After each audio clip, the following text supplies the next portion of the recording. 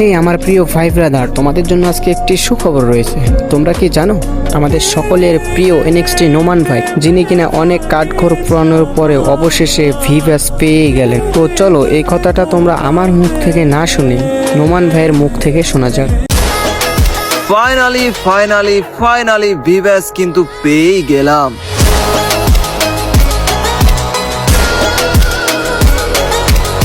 তো কিভাবে ভিভাস পেলাম সেটা কিন্তু তোমরা নোমান এফএফ ইউটিউব চ্যানেলে গেলেই দেখতে পারবে। চাইলে তোমরাও কিন্তু ভিভাস নিতে পারো। তো ইউটিউবে গিয়ে সার্চ করো নোমান এফএফ। আর হ্যাঁ, তোমরা একটু বটুমিয়া থেকে ঘুরে এসো, তোমাদের জন্য ওখানে সুব্যবস্থা আছে।